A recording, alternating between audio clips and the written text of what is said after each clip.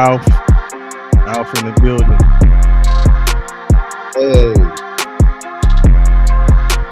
Greetings and salutations.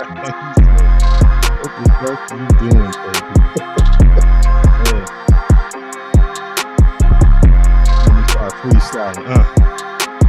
Yeah. Oh man. Freestyle. All right. Let's get to it. Let's get to it. Okay. I'm about to start. All right, man. All right. Running the wing in the building. Premiere. See a couple people in here already. Alf in the building. Bong ain't with us. Bong is in the building. So we're 2/3 of two peas in a bong. This is one of our spin-off shows dedicated to covering basketball. So you'll start seeing more content from us on the basketball side of the game.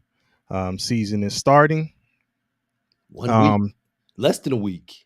Less than a week. 6 days. So would you say we right on time, or we running a little behind, just in time? We're just in time. A little bit. Okay. We're just in time. Okay. Yeah. Okay.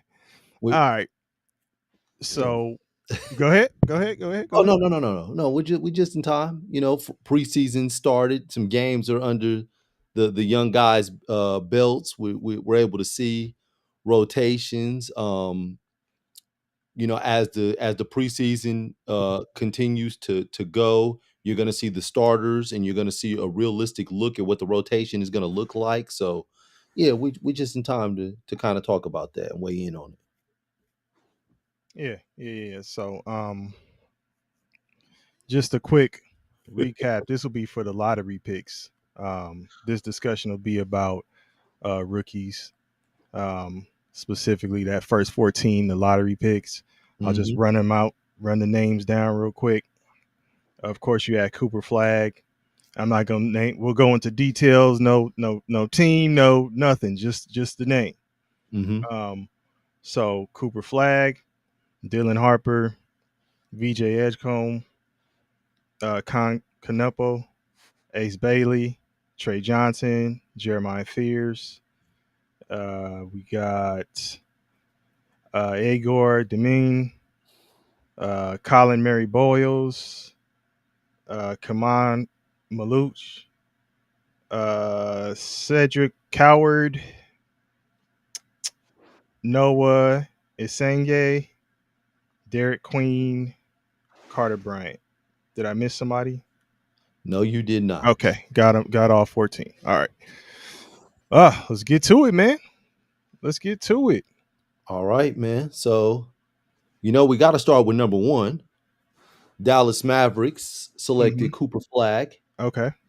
So interesting thing about Cooper Flag, I don't think we said this, but he was the first white American player picked number 1 overall since 1977, when the Milwaukee Bucks selected Michael Kent Benson.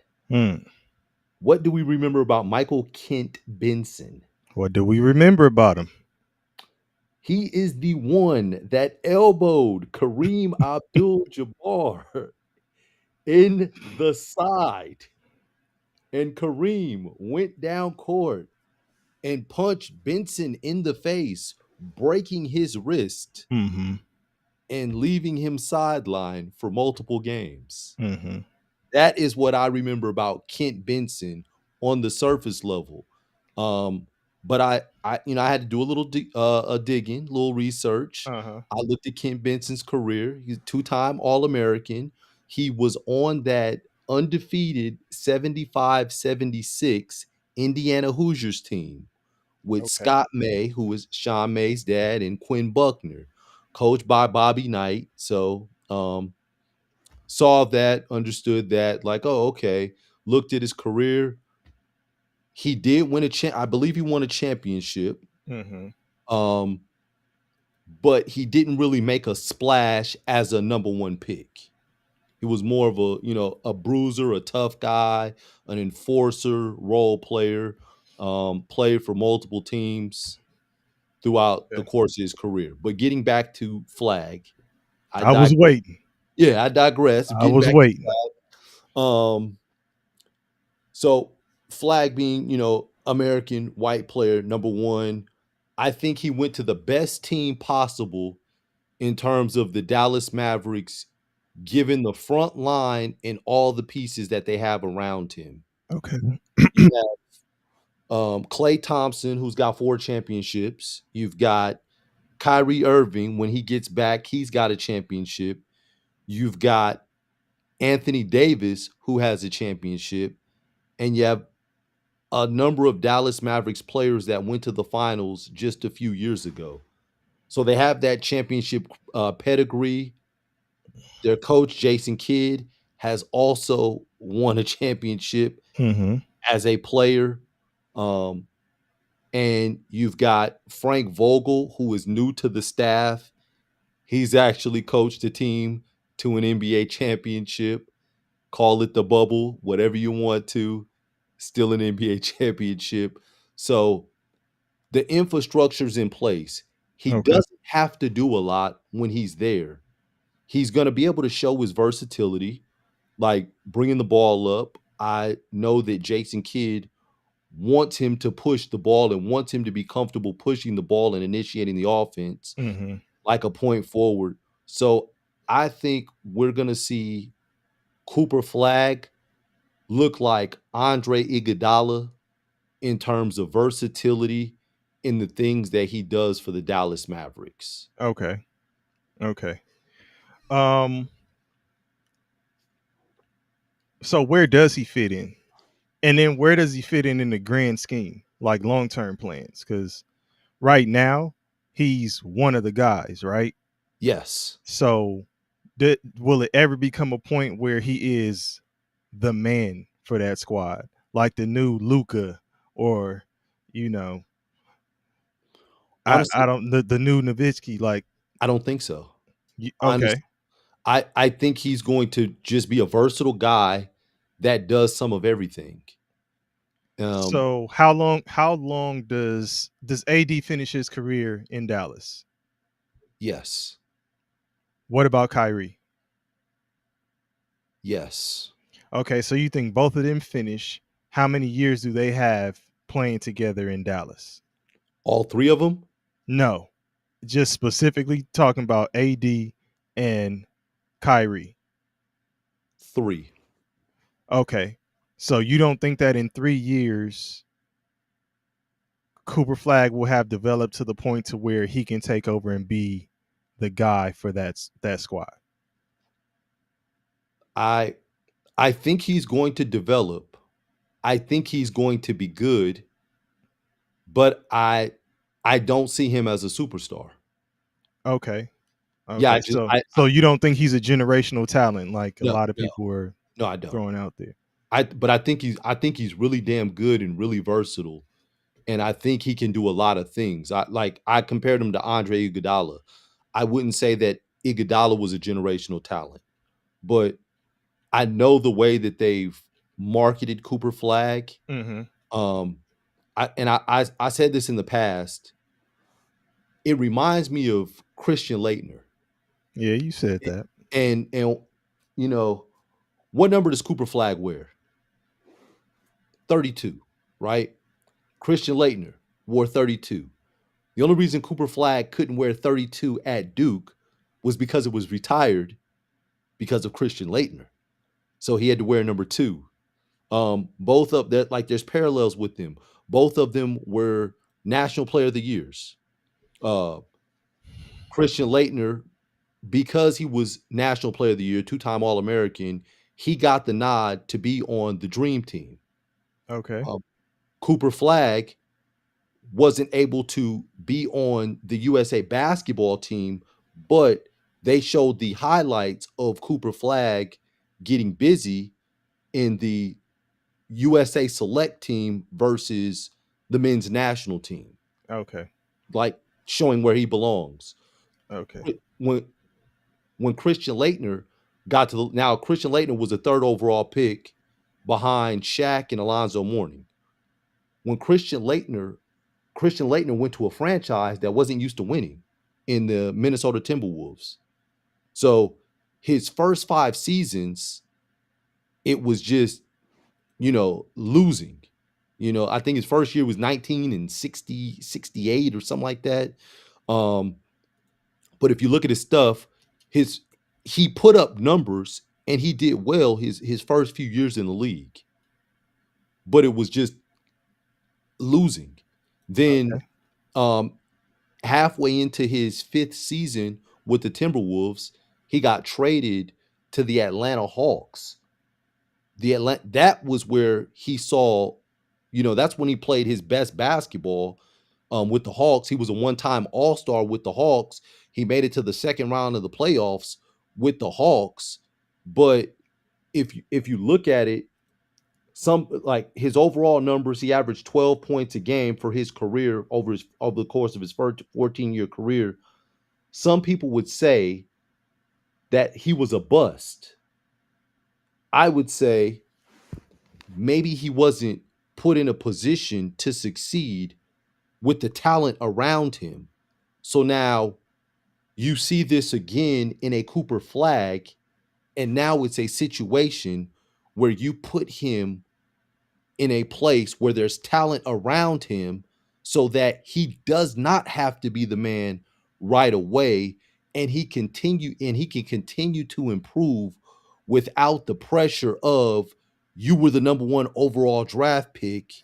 So We you just drawing a contrast. It's not a real, like, there's no real parallel between him and Christian Laettner in that sense. Well, I It's started with just the parallel, but I'm saying where they changed it okay. based on where Christian Laettner, where they went wrong with Christian Laettner. Okay. I'm saying they want to write this with Flag like, nah, we can't do this. I don't think Dallas gives a shit about what happened with Christian Laettner. They're not even thinking No, no, about no. I'm, that I'm, not, type I'm of not talking shit. about. I'm not talking about Dallas. I'm talking about the league. This Well, was okay, if you like, say in the league, yeah, I'm then saying this okay, but was, I'm like they yeah, like Cooper Flag going number 1 was good for the league. The yeah. league wanted a white American born player to be number 1. Well, I That mean, hasn't happened in a long time. let's talk about what he's actually doing. Okay. Preseason. Okay. Um he scored in double figures each game. Um Pretty efficient the first two. 50% from the field. Yes. Dipped a little bit in this last one. It was 3 It's for a lot of it. 13. Yeah, 3 for 13. 1 Uh-huh. for 6 from 3. Yeah.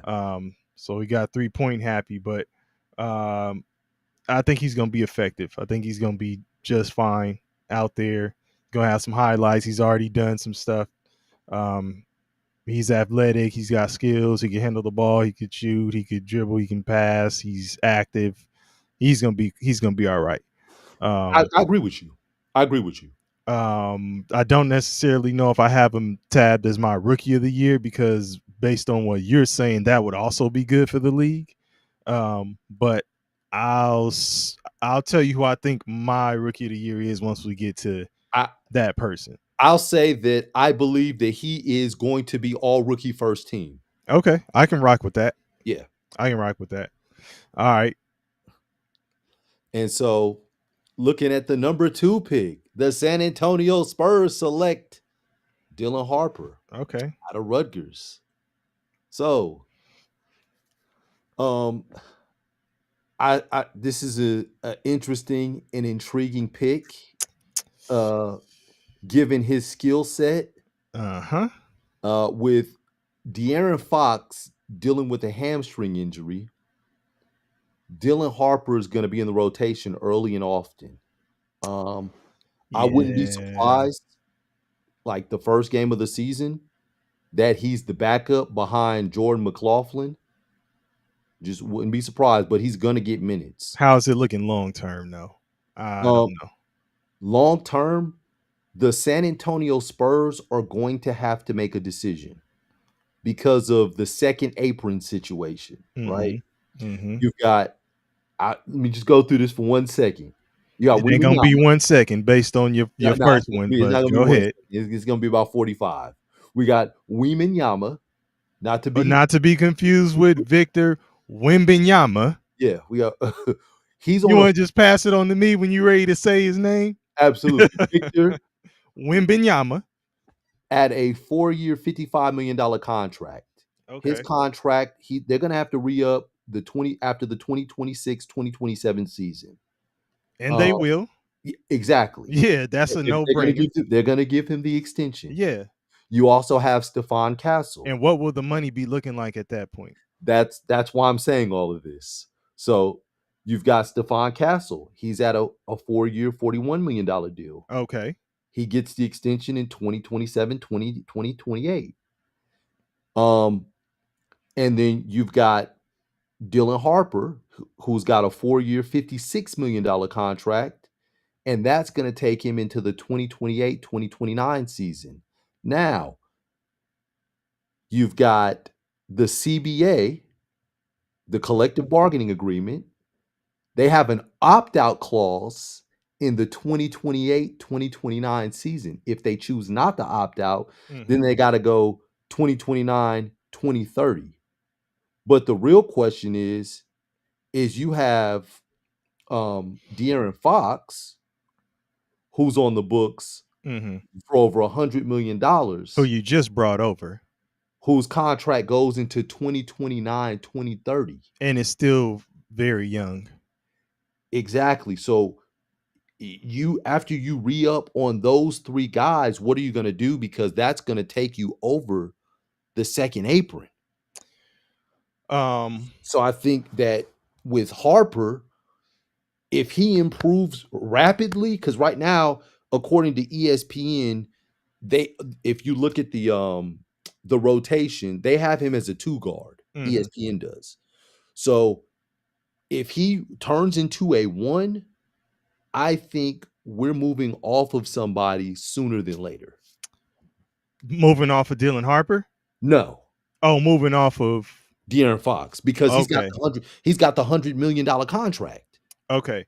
Um, and Outsucks in mock draft says Dylan Harper, the past two games has been very good in limited playing time. I agree.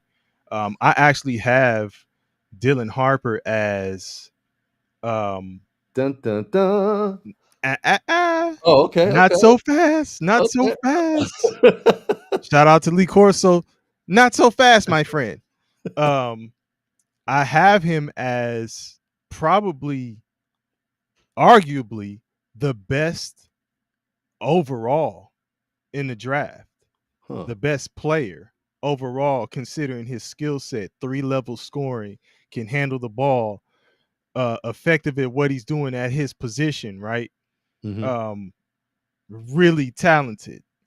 There's a reason why he went number 2, and I'm thinking if I'm looking at what the Spurs did, it's got to be we're just taking best available because we have so many pieces on the team that are already filled. We got so many spots.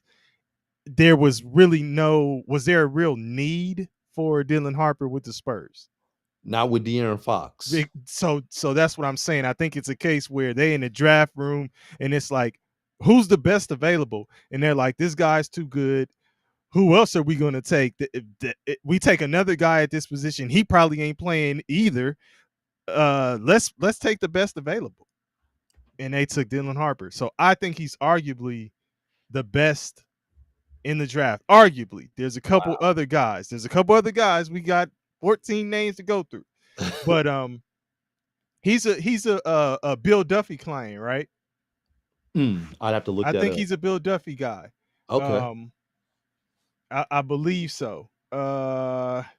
Bill Duffy's got a lot of young folks, man. Oh yeah, Uh, absolutely. Trey Johnson, AJ Johnson, Derek Queen, Alex Sarr, Cody Williams, Anthony Black, Grady Dick. Like, there's a lot of guys. I'm trying. Jalen Williams. Yeah, Jalen Williams. Yeah, I'm looking on this list trying to see yeah. if Dylan Harper is on here.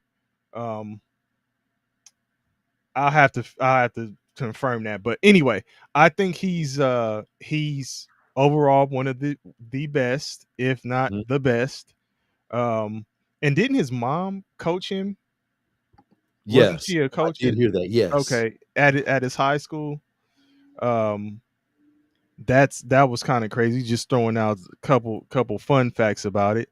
But man, I just don't know. I don't know what he's, and the reason why I don't have him as the rookie of the year is because he's just gonna have a limited type role. There's the room is crowded, and I It don't think he's gonna be able to spread his wings with them right now. so I one of the things I'd like to expound on what you said best available. I could I could roll with that, but I also think it was looking ahead at that second apron and saying, "We may be able Yeah, to I get can see off that.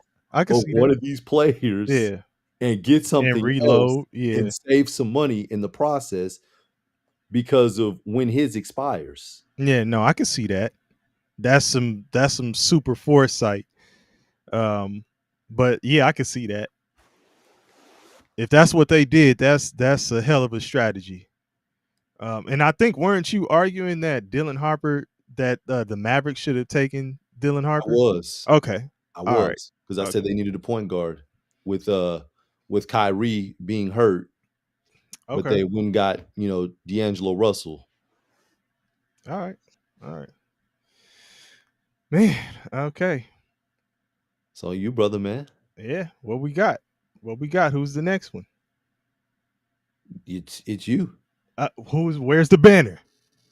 Oh, my bad, my bad. I'm like, what's going on? You I'm like, tripping? I'm "Oh, like, what are oh, we hey, doing? hey, hey, Hey hey. man, My get my on your my job, bad, man. brother, my bad." Damn, premiere show and you half stepping. Shit. I'm like, I know it's on me, but what's going on? Okay, VJ Edgecombe out of Baylor, 76ers drafted him. Now, interesting thing I want to say about him. Um, and this is a couple of the other players too. Mhm, But he's been on his national team, the Bahamian national team. mhm, So he's played with pros, been around pros, played mm, on a national level, played against other pros. So these guys are young, but they're going in more ready than what you would think, right? Um, these if there was a theme with a lot of these picks, a lot of these lottery picks, either their parents, they had a parent who played in college, both parents played in college, a parent may have played in the pros, whether it's in the NBA or overseas. mhm, Edgecombe, mhm. he ain't got that. Nah, Getting it out the mud. So he may be, because of his upbringing and where he came from, he that may make him one of the hungriest lottery picks that we have in this crop. brother, man, did you hear the story about him with the generator? They didn't have a generator? Man, I it's so many things that I Yeah, heard. yeah. I'm sorry. And humble too, because he Yeah, created the scholarship for the kids at his high school that he went to, all that stuff. So I mean, just his perspective seems to be a little bit different, and he may go into this like with more to prove, I think, or just a little bit more hunger than a lot of people. But game wise, what jumps out about him, everybody's talking about his athleticism, right? wanna know something funny about that? Go ahead, tell me. I think I know what you're about to say. So, my second oldest son went to Mm-hmm. the CP3 camp with Edgecombe Mm-hmm. in the same year, graduated, 2024. VJ Edgecombe wasn't athletic like that at CP3. I re I remember seeing him afterwards, and we were talking about before, like, "Wait a minute, what in the hell happened?" Mm-hmm. Mm-hmm. But I just wanted to throw that out there. Okay. Okay. So just continuing on with his actual play. So his athleticism is what everybody's been talking about. That's what's jumping out to folks. Mhm, So um, they've been throwing out the comparison of Russell Westbrook, and that being the type of player that he could grow into becoming. Because whether you like Westbrook or not, or like his playing style, whatever. He is a very accomplished player, and to say that is holding this kid, it's a hell of a compliment, holding him in High high regard. high esteem, Yeah. absolutely. So he, and I can see why they would say stuff like that. I mean, he can be a stat stuffer.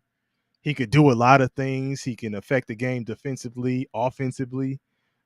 And it's his energy. He plays hard. Yes. So I get the comparison. I would throw out another player and say maybe even like a John Wall. Now, John Wall, prime John Wall was a problem.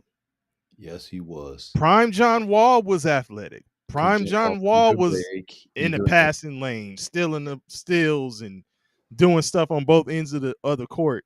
Um, so maybe a little bit of that in the mix too. But I think he will be on the 76ers. I don't know how he'll get loose, let's say. I don't all these things that he can do, will he be able to do it based on what they have and Hmm. who they're going to cater to? Hmm. Hmm. A Paul George, obviously. Hmm. I mean, who do we got down low? Hmm. I'm just saying, like, let me know your thoughts, man. I've listened. I wanted you to. It, I was just listening, taking it all in. yeah, no, I All don't. I don't um. think he's gonna be able to show you all that he has. Um, he'll be in the box to some degree. I think this is where we. So this is where we have our first disagreement. All right, let's go. So okay, for the viewers, people tuned in, I look on ESPN's depth chart by teams Mm-hmm. to get an idea of if players are starting, if they're on the second string, et cetera, et cetera. So according to ESPN, he's starting. He's the starting three, That's right? fine. You can start. I, I let Go me cook ahead. a little bit. Go Yeah, ahead. Go ahead. Go ahead. I'm putting the grease on. It's starting to heat up. I'm about to It's throw the not fries popping in a yet. It's not. second. I'm not. It's not hot. It's not hitting Yeah, my skin. yeah, I I'm gotta not jumping like well, yeah. The so he's gonna get a ton of minutes and a lot of opportunity early. Mm-hmm. Um, but and he just like Flag, he's gonna benefit from his teammates seeing tougher matchups.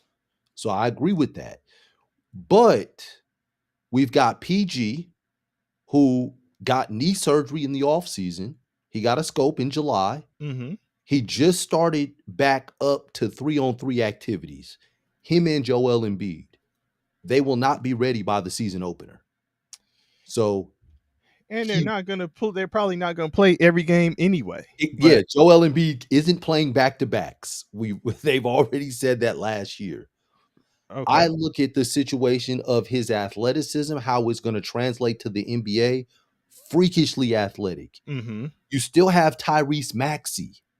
Tyrese Maxey's an all-star, is going to get loose, but is going to give you the ball. He's got shooters around him in Eric Gordon Is and Edgecombe a shooter? huh?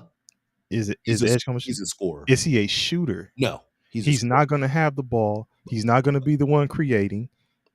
I hear what you're saying. I'm so I say all that to say this.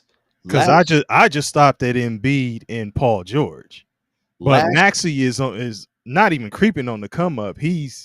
oh, he's there. He's the guy. He's there. Yeah. Yeah. So, but last year they had Jared McCain. Jared McCain in 23 games, he started 8 of them, averaged 15 points, 2 rebounds, 2.6 assists on 46% shooting from the field, 38% shooting from the 3. And that was with all those other pieces. Mm-hmm. Had he have not been injured, he's probably rookie of the year. Is McCain coming back? McCain had I think he had thumb surgery. Is McCain coming back? At some point in the season, he will. That's what I'm saying. It's another crowded situation. I hear It's you. almost like the Spurs, except for I think the Spurs have a little bit more. I I hear you. I just think Edgecombe has that much chippiness Okay, about him I could rock with that part and of it. grittiness I could rock with that part to of it. where he's going to play harder than everybody, and that's gonna compensate for some of the other shortcomings, But whether playing it's a hard, crowded room, whether playing it's playing hard though, KP uh-huh. doesn't necessarily um it doesn't mean you get more opportunities, It right? means get more time. You can get You get more more time. That you means get you're on more the floor. opportunity. That means you're on the floor. But it's not going to go through you. You got three other guys, and then depending on how McCain's looking, if he's healthy, then you got another guy who you got to fight with. The three other guys are ahead of you. Yes, They're in the line ahead of you. absolutely. So it's almost like you're gonna have to be a scrappy type player that gets rebounds and putbacks and runs the floor, and you get fast breaks, you create some steals, you create opportunities like that. But that's still, I don't know if that's gonna show his full array of skills. That's all I'm It saying. it's not. Yeah, so that's why I'm Yeah, saying he's it's gonna be in somewhat of a box, which is why he also is not the one that I'm saying he's would be he's rookie my of the year he's my pick, my dark horse pick for rookie of the for year. rookie. Okay, Yes. all right, okay. Man. Con Canipo. So a dookie. You con me. About 6'5", right? 6'5". Look, according to NBA.com, 6'7". Oh, he's 6'7". Yeah, he was six Okay. five I at was hearing Duke. a bunch of reports saying he was 6'5", Yeah, right? he was 6'5" at Duke. Which You're one is absolutely it? right. You I got thought you got some thick orthotics in your shoe? I actually thought he was taller than 6'5" when he was at Duke. I thought that they kind of scaled back on his height. Okay. All right. Well, all right. Uh, I, Um I knew one of the coaches that was clearly taking an inch off. oh, Pause. balls. Yeah, super pause. So, um he played well during the summer. He played well during the summer, got opportunities in the summertime. Um, but he hasn't been shooting well in the preseason. He was 4 of 10 from three in the first game, followed that with 1 of 7, followed that with 1 out of 5, 1 for 5. So if you're billed as a shooter, you're gonna have to start knocking him down, right? It's early. It's early. So, I'm not saying that he won't. But if that's your thing, it's got to start popping off. You got LaMelo Ball there, so you're giving him another option because he's with the Hornets. Yes. You're giving him another option. But I'm looking at the roster.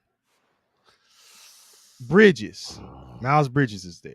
Yeah. He's gotta eat. Yeah. If we talking wings, we looking at Brandon Miller. Hmm. He's gotta eat.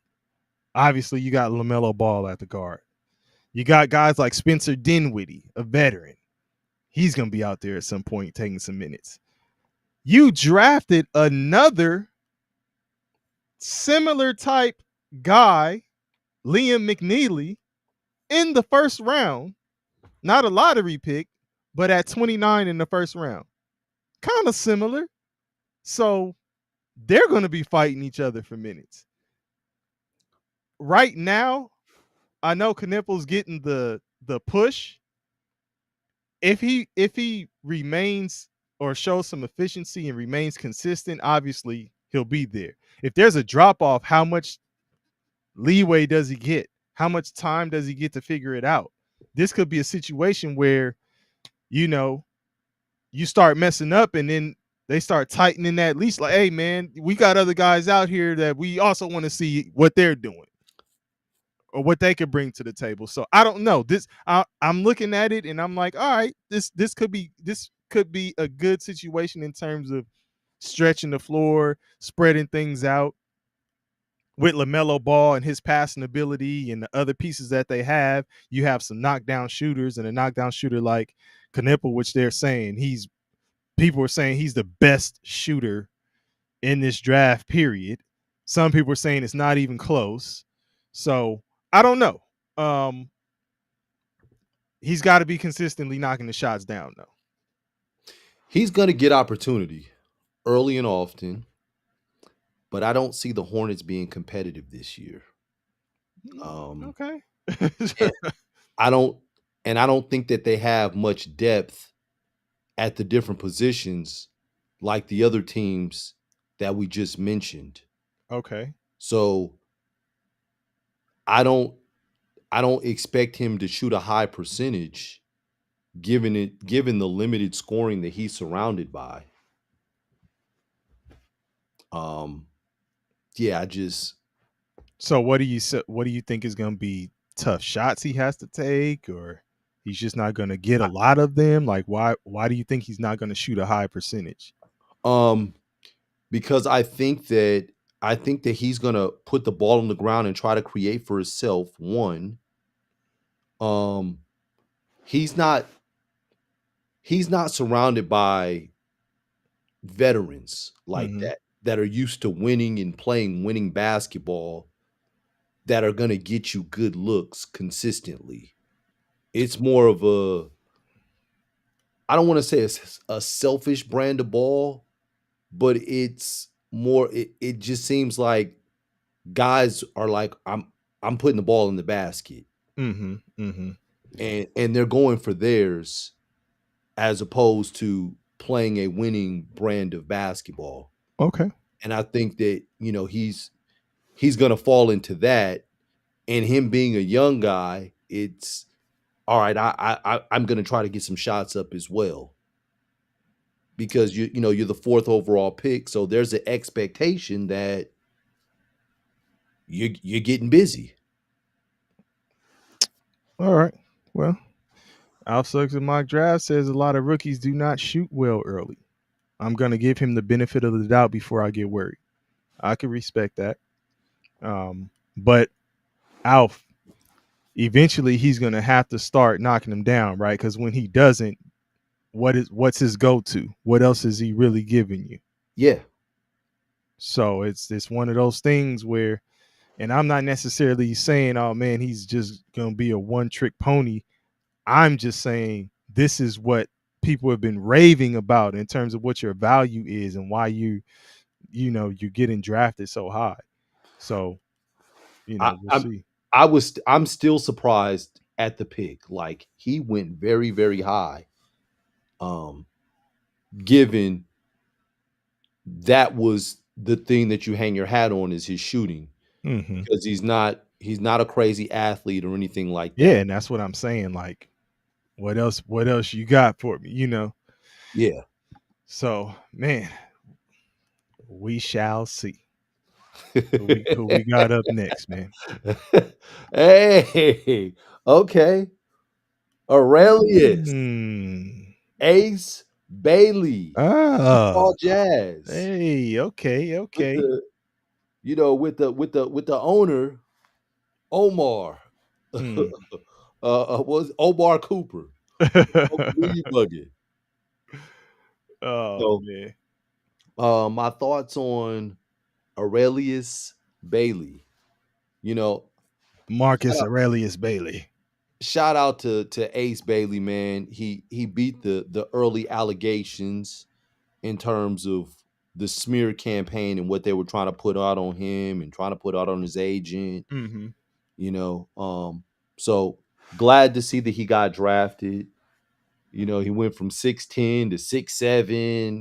He's 6'8" now, listed as a shooting guard according to the depth chart on ESPN. He's a starting Uh-huh. shooting guard. Uh-huh. Um, Looking at the makeup of the team, so they're a young team, right?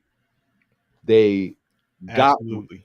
they got rid of two guards in the offseason because one of the things I was saying was they were too crowded in the backcourt. Hmm. They got rid of Colin Sexton. He got traded. I believe he's with Charlotte now.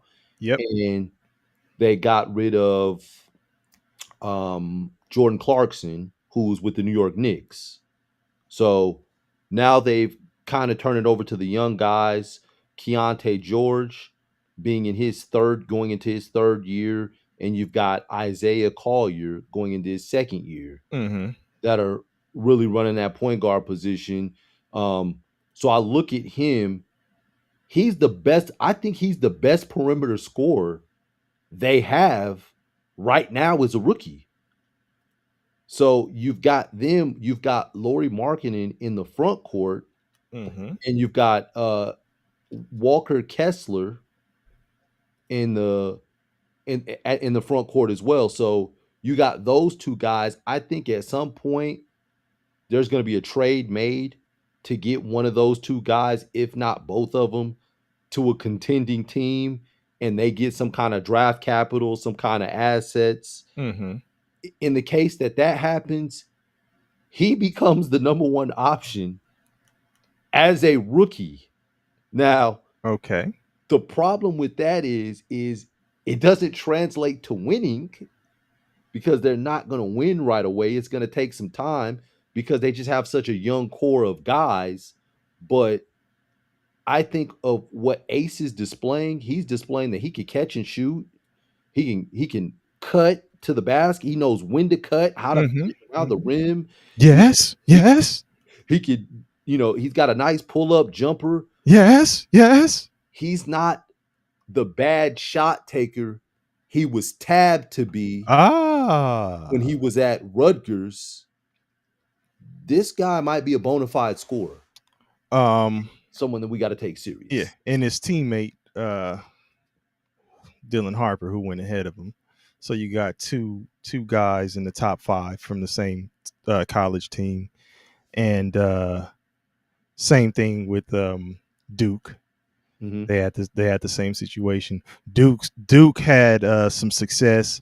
Rutgers not so much. That may be something we want to dissect and revisit at some point, and just kind of really look and determine what was the real problem with Rutgers. But I was saying it. it's, It wasn't gonna. It it, doesn't matter. it's another story. It- We could still examine it just for the basketball yeah. heads and just take a look at it and see like what we think. But you said all those things that he's gonna do, it doesn't like it doesn't equate to winning. Yeah. Doesn't mean that they're gonna win. You know Yes. what it does equate Individual to? success. Rookie of the year. You think so? Rookie of the year. That's what it equates to. Roy. If he Roy. stays healthy, the thing with him, unlike Dylan Harper, Mm-hmm. who I said is, in the running for being the best overall, I think Ace Bailey is also in that running for being the best overall. Talented. The thing that Dylan Harper may have is he shoots a little better. But I So don't we know so we because thought. yeah, So we thought. there we go. So Because I was just getting ready to say, because Bailey, we were talking about what they're doing in the preseason. He's been super efficient. He shot over 60% in the first 2 games. yes. Dropped at least a dub in the first 2 games, 25 in the first, 20 in the second, Yes. and shot 40% from 3 in the first 2, and then Yes. 50% from 3 in the third. Yes. But 100% for the free throw line. Yes. But he Yes. he he only played 11 minutes in the last game. He went 1 for 5. I think that was more so a rhythm thing. They looked at it like, hey, we know what we got in this guy. He done shown Or, us. We don't have to play him this entire game. 11 minutes, sit your ass down. or was it we don't want you to show up flag? Or Nah, we I don't we know only gonna about give you that. 11? I don't We know gonna give you about 11? that. We gonna get flag 21? We only gonna give I you don't know. 11. I don't We know. giving you I don't 11. know. You- But yeah, I got him as my rookie of the year, and again, um, it's because he has the freedom and the opportunity. So He's going to be out there. And you just said he could very well be the best perimeter player that they have as a rookie. He's the best perimeter scorer. Yeah, Yeah, I'm gonna. as a rookie. So Yes, he's going to be out there.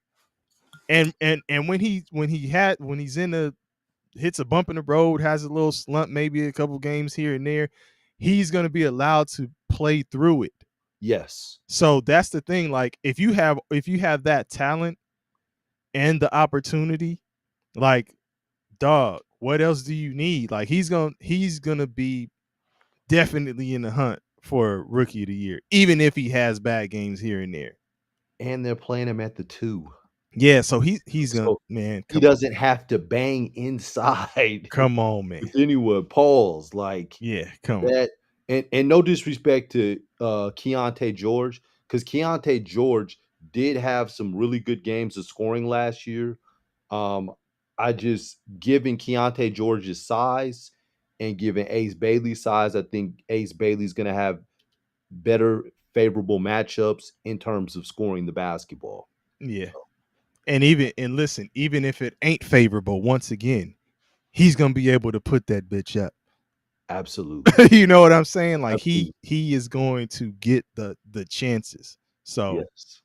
unlike a lot of these guys, these other guys, a few of them that we just talked about, like Um, damn near the first four. So I don't know. That's what I got as my rookie of the year. damn. And speaking of guys that aren't going to get opportunities or shoot the ball like that, let's Hey, go to the Washington Wizards and hey. Trey Johnson. This is a tough position to be in. You've got a mix of aging players Mm-hmm. and a barrage of just younger guys. Just it's a surplus. It's ridiculous. So you've Yeah. got McCollum at 34, Yep. Who's Chris still Middleton, effective. Chris Middleton at 34. Yeah. And then you got another guy, Anthony Gill, who's 32. He's been in the league 5 years. So those are your vets, right? Mm-hmm. Then you've got 11 guys that range from 26 years old to Okay. 19 years old. I thought you were about to say that range from like 6'4" to like No. 6'7", because they're Oh, you got a lot of those too. man. You got a lot of that too. But Yes. I mean, I'm just talking about the age. Like you got the 26-year-olds and Corey Kispert and Bagley, Marvin What does it Bagley. look like that? What does it look like the Wizards are doing with I this have roster? What do you think? I have no idea. I this was something I was saying on draft night. Like, Ah. what is going on in Washington? Because you look last year, right? Mm-hmm. Last year you took Bub Carrington in the first round as your point guard. You took Kai Sean George. Mm-hmm. He's really like And a three, but they're a playing at tweener. the four. Yeah, I was gonna say he's Yeah, a tweener. yeah, they're really And was playing well though. yeah. Didn't he get injured or? Uh, Yes. yeah, yeah, Then, yeah, yeah. then you got then you traded and bought in AJ Johnson, who was also a first round pick from the Milwaukee Bucks, Yeah. who's like 6'5", 6'6" guard. You got Sharif Cooper over there too. Well, Sharif is fighting for a spot. Yeah, Yeah, yeah, he's but fighting. he's another guard, another PG. I'm just saying, even the guys that are in, those are three guys that were first rounders last year. Mm-hmm. You bring in Trey Johnson at number 6 this year. You had Bilal Cullaby, um, who you bought in 2 years ago. Mm-hmm. That's a 2 guard. Um, like it's just Did you already mention Cam? Cam Whit. Oh, they just got Cam Yeah, Whitmore. Cam Whitmore. The room is Yeah, crowded, man. yeah, It's so crowded. yeah. And it's are you going to be able to play through your mistakes? It's One, another situ. Look, it, I'm saying like these guys. There's some talent. There's some talent in this draft, But these guys are in situations where they just ain't gonna be able to Play play through it. through mistakes Yeah. and get us like it's I gonna be think tough on some of them, man. I think Usher said it best. Situations will arise in our Situations lives. will arise in our lives, But you gotta but be you gotta be smart about smart it. about it. Celebrations with the Ain't no celebration. guys. Like, ain't ain't no celebration, man. It's, and the thing with Trey Johnson, I actually like Trey Johnson. I first saw Trey Johnson play when he was a sophomore in high school, Mm-hmm. played against my oldest son. He was a scorer then with a scoring mentality. He went to Texas. Uh-huh. He was a scorer at Texas, scoring mentality. Uh-huh. And now, according to the ESPN depth chart, he's a point guard. I'm really curious to see how this one works. Okay. I don't know. I don't know if it will. I think it's another. It's mirroring some of the other things that we've seen. It's a very similar situation. Absolutely. So you know. Absolutely. Oh man. So So yeah, Jeremiah Fears, Pelicans. Jeremiah Fears out of Oklahoma, picked by the Pelicans. So he was already like, uh, I got that chip on my shoulder, kind of like I'm gonna remember who passed on me and the guys who were picked before me. So he's already creating that motivation for himself. Because it's like, damn, dog, you went seven. Not that many motherfuckers went before you, right? But I get it. That told me that he thinks I am the best player in my draft class. And you should have that attitude, right? Like you are stepping up to play with the big dogs, so you got to be prepared, mindset wise, physically, all that stuff. So I mentioned before, like there was a theme about the players, parents, and all of that stuff. His pops played overseas, yeah. so he's groomed. We've talked off air about pedigree. I think it's a real thing. And if you have a parent who's played before or parents who've played before, I think that's an added advantage. He too is an athlete, multi-sport guy, played baseball, played football. So um athleticism is there. Hmm. He and I'll save this point because I know you're gonna have something to say about it. So I Hmm. won't. I'll save this one for last. I'll skip to some other things I have to say about him. He needs to improve his shooting, his efficiency, right? If he does that, he's going to be a problem. He was 0 for 6 from 3 in the first preseason game. Then he took less three-pointers in the next two, and he shot at least 50% from the field in those two games. It could be a situation where it's like, hey, man, do what you're good at. Those first two games were in Melbourne, Australia. Hey, I He don't care. he shot Do bad in Australia, man. do what you're good at, dog. Do what you're good at. Like the mid-range game is a lost art. If you're knocking down the mid-range, hey, take notes from SGA. Like you can still be successful doing it, right? Ivan well. Yeah. So it's like, and I heard some reports about him you know, working on this three and trying to get better at the three, all that. And yes, I get it because that's the way of the NBA. All teams want to put up 3-point shots. So yes, I get it. So cool. But I'm just saying, if you are effective at mid-range game, getting to the cup, you know, touch around the basket, we were discussing that off air too. Hmm. Um, do that. Do that, man. And he's got to clean up the turnovers. I think in the summertime he was averaging more than 5 turnovers a game. Yeah. Right now in preseason, that's come down a bit, but it's still around 3. Yeah. So gotta clean that up. But I think he has an opportunity. And it's because DeJounte Murray is not ready to play right now. January. And that's a big chunk of the season. Yeah. So January. I forgot who you said was going to get opportunity early and often. I think he may be thrust into a position of where he gets a little bit more time. You still got, Jordan Poole. You got the veteran Jose Alvarado. He's going to chew up some minutes for sure. But I think there may be some space in there for Fears to get in there and find some minutes. And if he catches a rhythm, he can carve out a role for himself early. And when Murray comes back, he could still kind of be in the mix. Obviously, more likely like a second unit. I Mhm. don't know if they're going to roll him out as the starter. But yeah, I mean, this could be confidence builder time. Like get out there, get some reps, get used to the game. The best thing is hands-on experience, right? Versus just sitting your ass down watching other motherfuckers do what you want to do.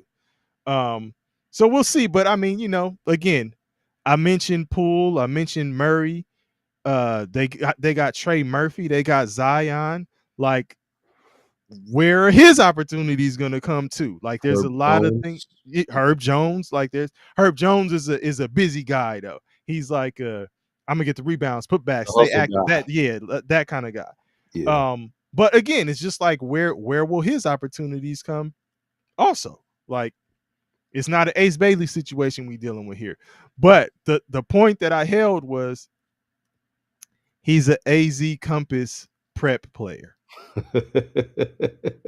And I know you're familiar with that.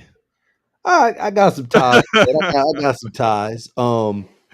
So you mentioned his father playing overseas. Uh-huh. Jeremy Fears Sr. played for Bradley.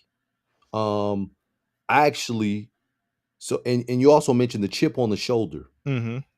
He's the second oldest son. So he's got his older brother, Jeremy Fears Jr., who was USA basketball, 16, 17 years old, playing for them, Team USA, and was a McDonald's All-American. Plays for Michigan State. I met Jeremy Fears Jr. A few years ago at Pangos All American Camp. Actually, we had a back and forth like a year ago when USC played Michigan State. Cool young man, humble young man, Mm-hmm. very very grounded. I think he'll be in the NBA one day as well. But Okay. the AZ Compass connection, um, it's funny. I think AZ Compass has one of the best developing shooting coaches in Okay. the country. Shout out to Maurice Riddick. Um, Excellent shooting coach. Shout I, out, Coach Riddick. I know that Jeremiah Fears was working with him right before he was about to go to the league, doing pre-draft stuff with him. Mm-hmm.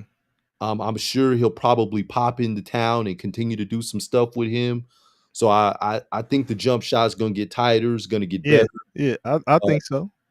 I agree with you as far as the opportunity. He will get opportunity. I think that Jordan Poole will start. I think he'll be Yeah. backing up Jordan He Poole, will be. He and will be. sometimes they'll play together, but he will get opportunity. And when he gets the opportunity, I think he will be electrifying And because if he is efficient, yes, he has to he be efficient, but he will be a problem. yes, but he is electrifying. He is very crafty. Mm-hmm. And as his jersey says, fear zero, I fear like none. that. I like that. So he And had and zero fear. there's some people who say like he's that guy Oh, he's out of nuts. yeah, out of this draft. There's some people who say he's that guy. So He's he's let's not. not get it twisted. Like I'm throwing out the efficiency and stuff Yeah, like that, but I believe he's gonna get. Like I said, I think he's gonna get opportunity, yeah. and I'm thinking he's gonna do something with it. It's funny before he really hit the draft radar and the draft board where people were talking about him. Big Brother was already like he's playing 1 year. Yeah, yeah, He's gone after this year. Big Brother already knew, and people aren't talking about this enough. But Jeremy Fears came out of high school a year early, like Cooper Flagg. Mm-hmm. He's only 2 months older than Cooper Flagg. His birthday is October. Coops is in December. But that wasn't talked about enough in terms of him jumping up into the class of 2024 instead of going into 2025 and being a McDonald's All American. He said, nah, forget that. I'm going to get to the NBA faster. And he ran to the league. Okay. So shout out to him. Okay. Okay. Oh man. Um, our next guy, Igor Demin, and they were saying denim. Is it denim or demin? It's Demin, but I be saying denim. It's a, hey, Yegor Demin. Yegor I put denim sounds I like put look. Yegor denim sounds like some exclusive jeans or something. Huh? You got them Yegor denims? I put denim in the chat. I see that. Oh no. So again, I told you about pedigree, the recurring theme that was popping up with this. His dad played professional basketball in Russia. So he too has been groomed. You can see it in his game. He has old school savvy type stuff that he does, right? Yes. You talk about positional size a lot, KP. This guy 6'8", 6'8". 6'10" wingspan. I Yes. see him as like a stretch four, but he could also be a point Yeah. forward. They're playing him at the one. And look, this is the thing. And I was gonna say it depends on how you want to initiate your offense, but he is the type of guy that you can actually play through. Even if he's not the guy who brings the ball up, you can run your set to where you bring him up top of the key or top of the three in your half court set, and then he initiates from there. Yes. You could start having given teams major problems by playing pick and roll with the two bigs. Bring the center up on the high pick and roll, and if he switches, now he's faced up with a slow footed center. Like so many mismatches. He passes well. He shoots well. He can dribble, finish with both hands. Like his game, I believe, is tailor made for the way the NBA is now. And he, my friend, is my dark horse for rookie of the year. Okay. Okay. So that was cute, man. That was cute. The way you put that together. Nah, you're right. I agree. The That's why they sent him to BYU. They got a new head coach at BYU, Kevin Young, Mhm. who was the offensive coach with the Phoenix Suns when Frank Vogel was the head coach. So it was an NBA style offense Yep, that was at absolutely. BYU. And he did everything that I said that they could do in Yes, Brooklyn. and exactly. So that's why he went there. And that's why Debanst is there. But I Man, digress. I'll get back to this Igor Denham. shout out to that point, man. The problem with Igor Denham Uh-oh. in Brooklyn Uh-oh. is that Is that he's in Brooklyn? Brooklyn took two other point guards in the first round. Eh, You took Nolan Traore in the first round, and you took Ben Saraf, who's also another point guard. who you gonna play though? Well, you're going to start with Igor Denham because Right, he's your lottery pick. right. So you took him, but I think that's a problem for those guys, not him. I don't think so because they're still first round picks. Okay. So it's still like you like him, but you're like, well, we can move him off. He's got versatility. So if he doesn't work at the point, maybe we can move him to the two, or we can move him. We can move him to the two and move one of the other two guys to the point guard. You think they will move him to the 2? I I I think if I you think you could I because think you could I think you should go point or 4. okay. So and I think he should do well Yeah. given It's he's got the got makings of him doing well. given he's got Michael Porter, Yeah. who when he passes to Michael That's it. Porter's gonna be ready to shoot. Yeah. You've got Cam Thomas, who is a bucket getter. Yes. So you pass to him, he's gonna get your assists right. Yeah. What I did predict is if Igor comes in and looks like Igor, Mhm. then he leads all rookies in assists. He will like that he will be the leader. Okay. Given I could rock with that. I'm not going to even disagree with that. yeah, it's just I'm looking at the crowded room of point guards, and if he starts making mistakes early and often, if he can't adjust to the speed or something like that, Yeah. Yeah. then they may, go with one of the other 2 guys and I give can see them that. opportunity. The I'll say this before you move on from that point though. If he does find his footing Oh, yeah.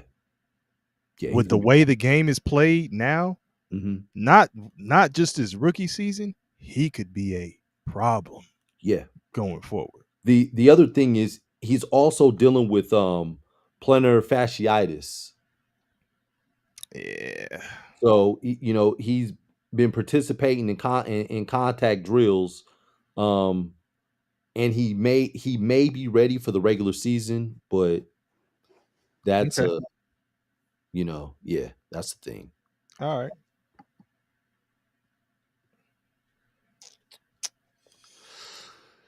Colin Murray Boyles to the Toronto Raptors. This was one of those head scratching, perplexing picks. Not because I doubt Colin Murray Boyles as a player or his talent. Mhm. I just don't like the fit. And I'm hoping I'm wrong. Okay. When I see Colin Murray's Boyles, I think he has a little Draymond in him Uh-huh. in terms of his stature, his versatility. I think he's got a little Julius Randle in him. I think he can be a bulldog.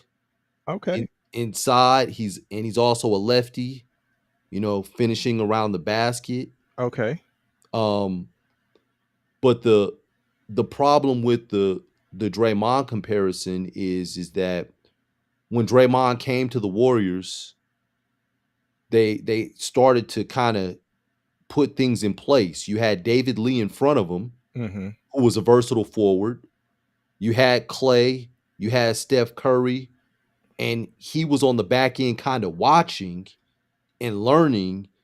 And then the next year, then he played and he got his opportunity and he was able to gel and get in. Mhm. It's not that kind of setup in Toronto.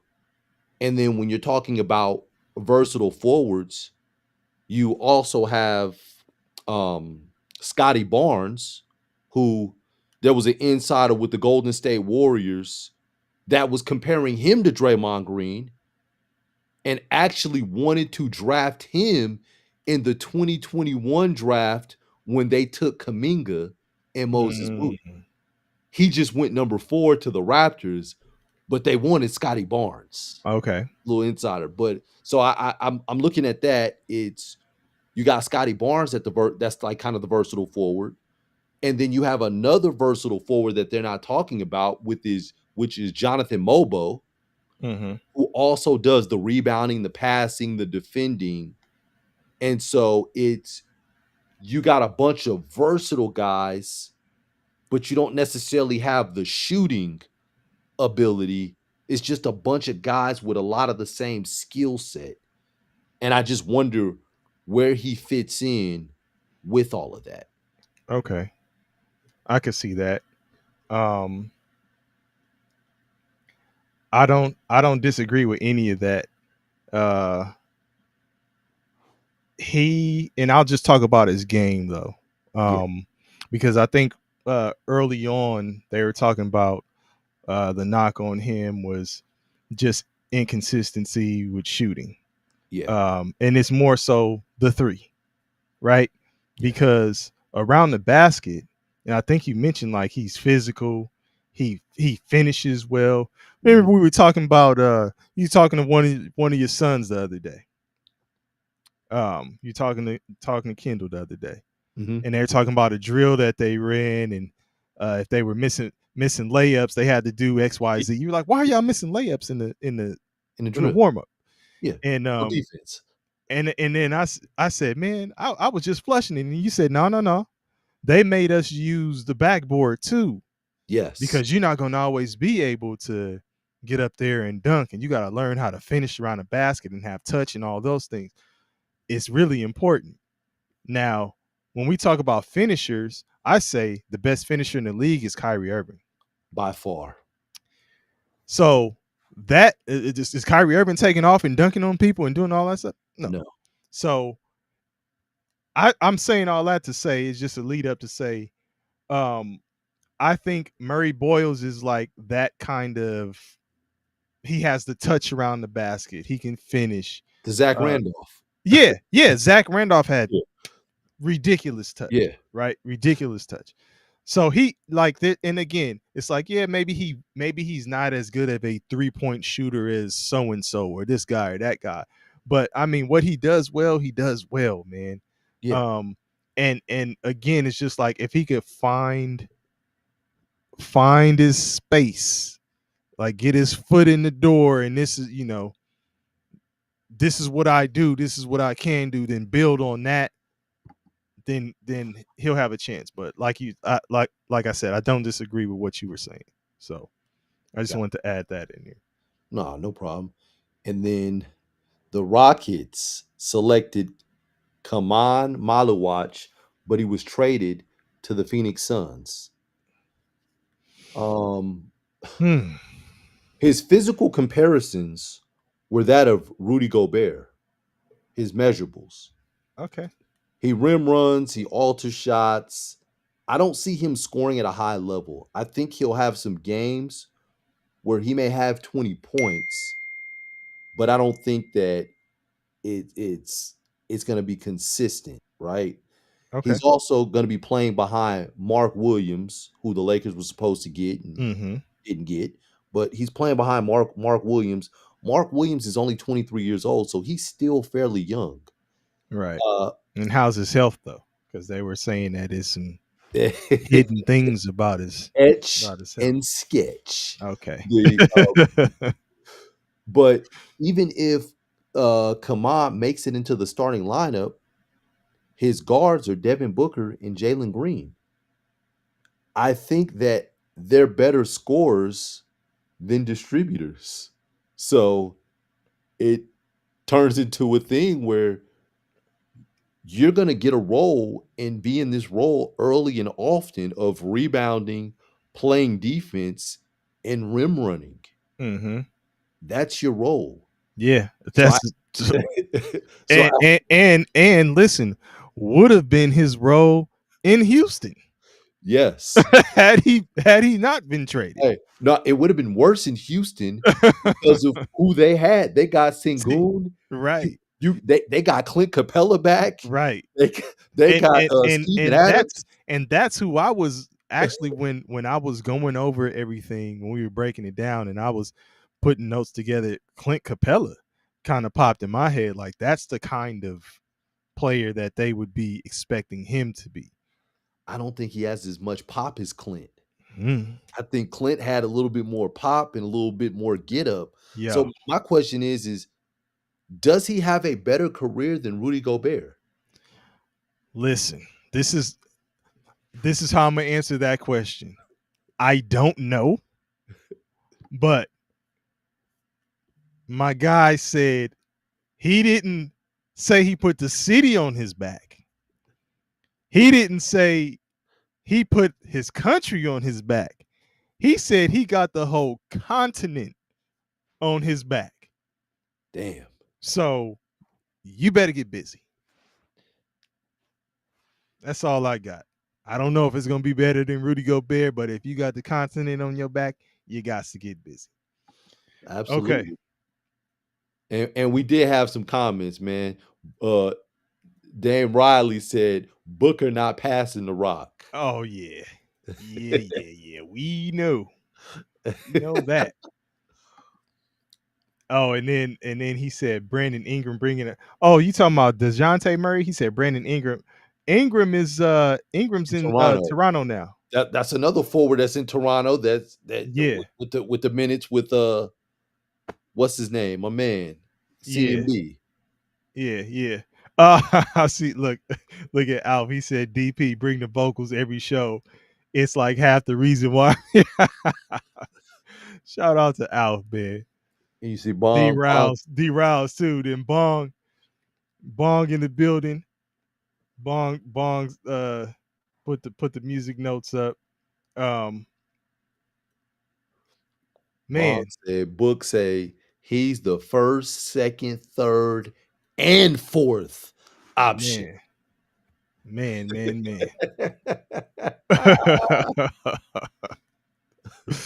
uh so yeah. I don't know, man. I don't know what I don't know if he's gonna have a better career. To answer your question again, I don't know if he's gonna have a better career. Number 11. Man, do I like that it came down to where I had this one. I like Cedric Coward's game. Okay. Okay. Let's everybody's been talking about, what was it?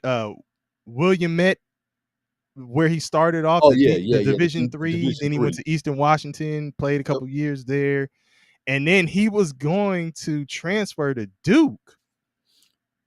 Wait, Be hold on. You left one out. Eastern Washington, then Washington State. Washington State. I'm sorry, Yeah. Eastern Washington, Washington State. You're right, Eastern DP. Washington, Washington State. DP. Crazy thing. We talked to the coach, David Riley. Mm-hmm. David Riley was recruiting my oldest son to go to Washington State last year when we chose Uh-huh. USC. He was talking about him and Cedric Coward playing together.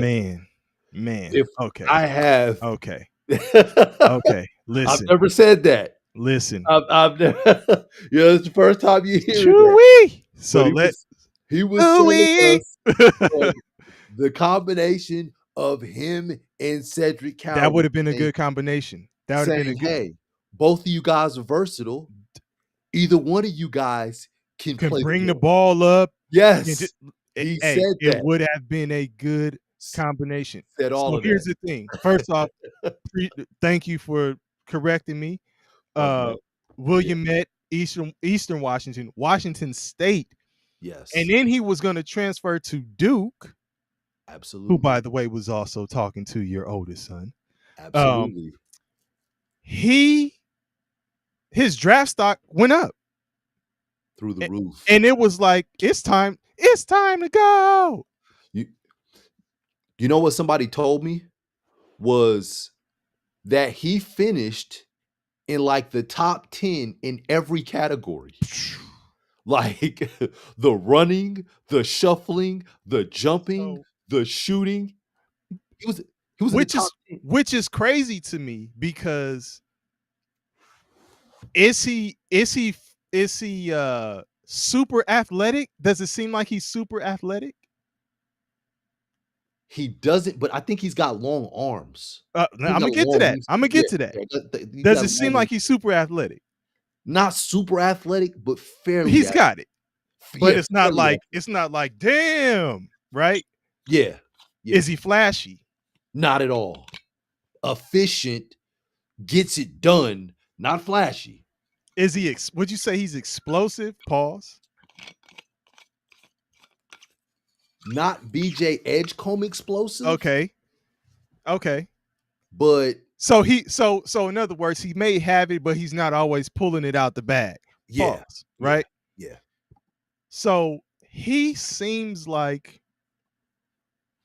all those things, not flashy, not explosive, not super athletic, but he gets the job done. He always seems to make the right play.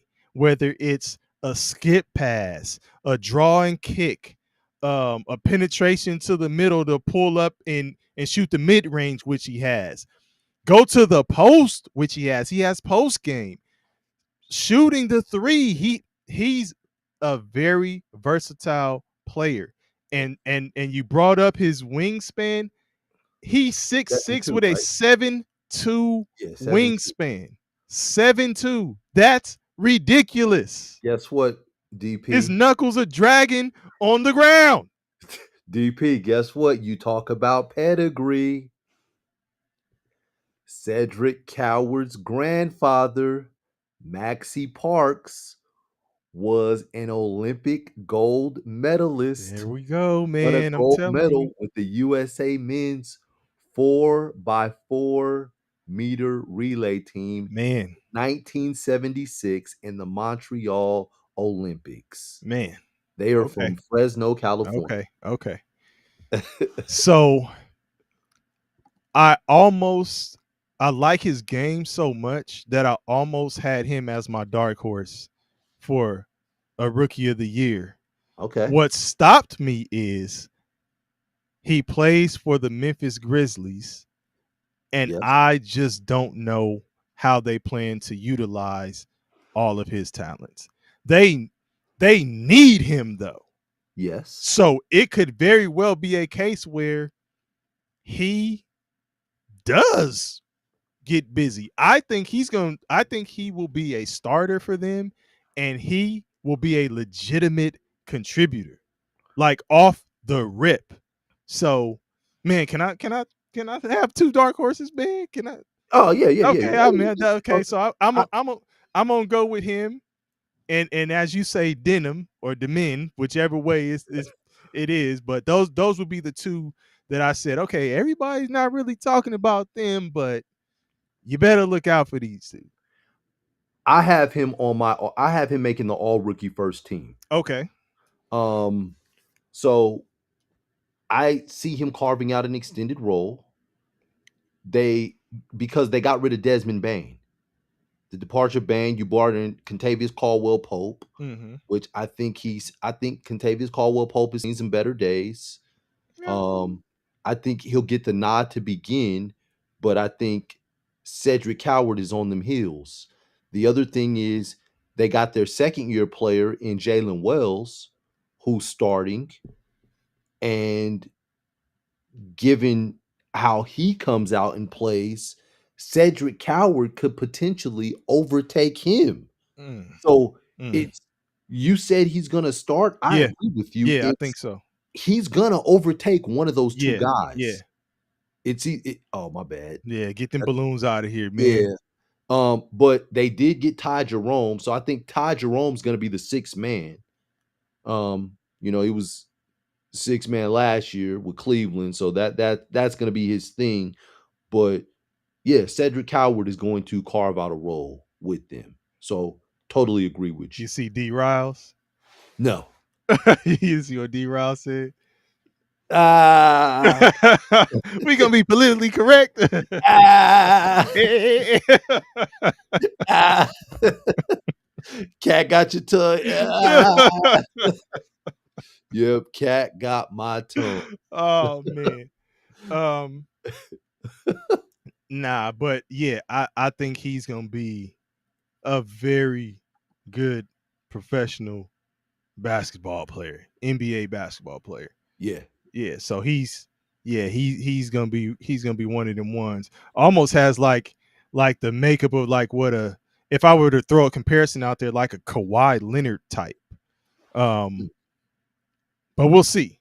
Because again, we throwing out these names as high praise for these guys, Yeah. but I'm just saying like the skill set is there to where he can be effective in those spots like that. Maybe he's a little bit shorter than Leonard. He's six six. I think Leonard's Yeah. about 6'8", right? Yes. Six, okay, Six, so seven, 6'7", six, six. 6'8". I mean, so it's not far off. No, But it's I not. think, yeah, I think he has that ability to kind of, three levels, get other people involved, really smart, Yes. high They IQ. said Like, that he interviewed well. man, I'm just saying, like, They said he interviewed well. What what more can I say? the I would have segued to the next one. Damn. But it was one more thing I Uh-oh. wanted to say. Go ahead. Um, damn. And I Uh-oh. lost my train. Oh, the one thing that we can say about Cedric Coward, given all of his college stops, Uh-huh. is he continues to improve and get better every year, regardless of the level of I competition was that gonna say, and it's with the level. It's Yes. leveling up, Yes. He continues right? to get better. It's leveling up, and you're still getting better, right? Yes. So, man, um, what we got next, man? What we got next?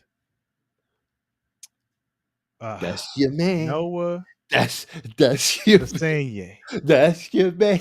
So, look, remember, remember that duck hole with in the summer? yes, yes, That's yes. Oh man, what? that's your man. Hey, listen. So with him, I'm gonna keep it really simple. So he's with the Bulls. Mhm. Got drafted by the Bulls. French player, right? Yes. A Um, Sunday. yeah, second youngest in the draft. I think they said he's the second youngest. So uh he, like a lot of these players, he said, KD's his favorite player and all that stuff. So he was looking at certain guys. I think D Ryle said something about Brandon Ingram. They mentioned that he was saying he watches Brandon Ingram and stuff. So I think he's looking at guys who kind of have like a His similar build. body type. Yeah, yeah, Yeah, his and build, his he's like frame. trying to mold his game after them, which is a smart thing to do. He already played professionally. He was in the German BBL, not to be confused with that BBL from Brazil. Uh, but so he's already played professionally. I don't know how the level of comp was, so I can't say if that really prepared him or not. But I mean, you know, in some cases, playing professionally overseas is tougher than playing, against some guys in college. But the college game is changing because now you're getting these teams with older guys, older rosters, the NIL, people are staying longer. So it's becoming a more physical game. You gotta get stronger, gotta get your body right if you're gonna perform. It's becoming a men's game Gotta get your in move. Gotta college. gotta get your Yeah, you groove gotta on. get your groove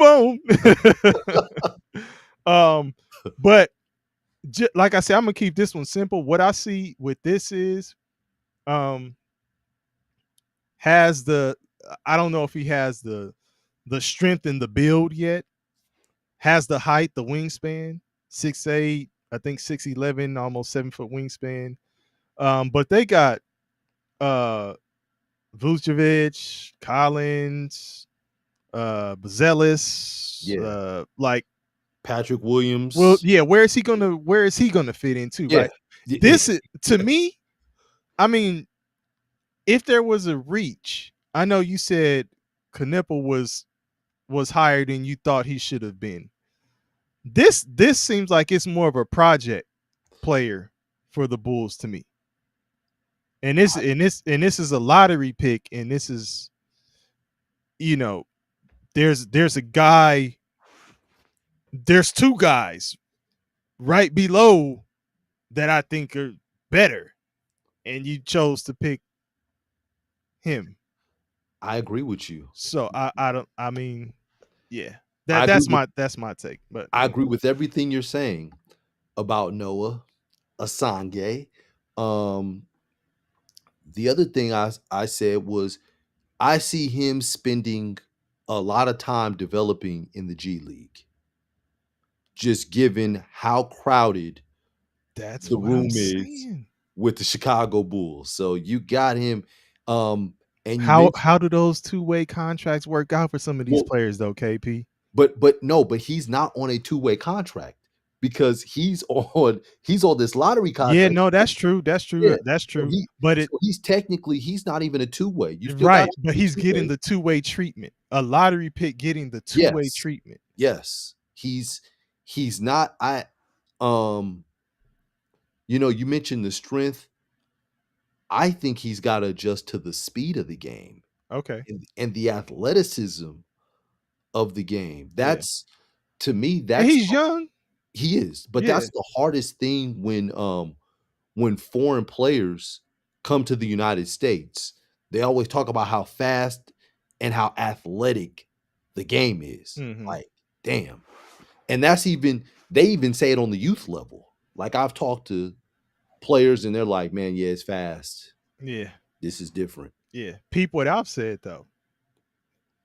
He said Asanya was really intriguing to me for Portland.